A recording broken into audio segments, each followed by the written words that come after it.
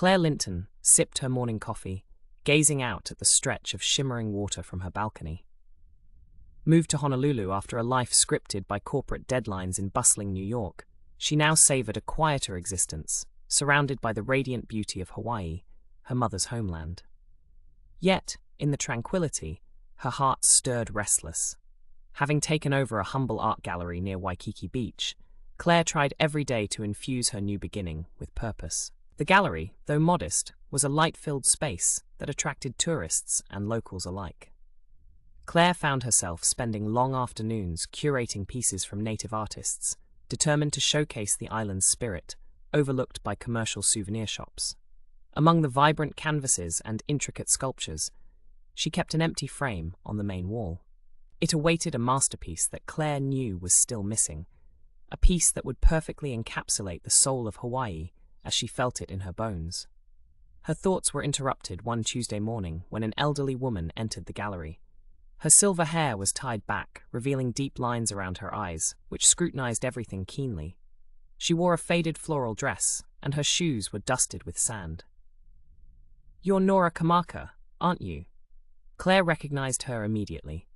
Nora was a reclusive painter, loved in local art circles for her vivid depictions of everyday Hawaiian life but rarely seen in public. Nora nodded, her gaze lingering on the empty frame. "I've seen what you're doing here. It's good work, young lady, but you're missing the heart." Her voice was soft, yet carried an undeniable authority. "I might have just the thing." The next day, she returned with a wrapped canvas. When Claire unveiled the painting, her breath caught in her throat. It depicted a young girl, no older than 10, under the shade of a giant hibiscus tree, her laugh captured in the flourish of bright strokes. The girl's eyes sparkled with a life Claire recognized. It was the raw, unfettered joy she'd felt herself as a child visiting these shores. Overcome, Claire barely heard Nora's next words. "That's my granddaughter, Lani. The way she relishes each day, just being here, it's the heart of Hawaii." The painting found its place in the empty frame, and with it, the gallery seemed to breathe with new life. Visitors talked about the girl under the hibiscus, and Claire felt a sense of completion in her work. But the story doesn't end there. Inspired by Lani's portrayal, Claire started hosting art sessions for local children. Every Saturday, the gallery buzzed with young, eager creators. Claire shared techniques, but more importantly, she shared the stories of their land, embracing and perpetuating the local culture through its budding artists.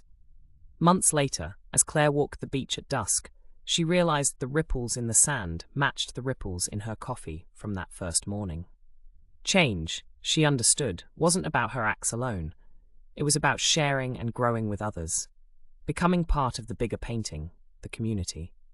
And back at her gallery, amidst the laughter of children and the constant ebb and flow of admirers for the girl under the hibiscus, Claire knew she had woven herself into the fabric of the island, not just as a keeper of art, but as a creator of memories, a curator of the island's spirit.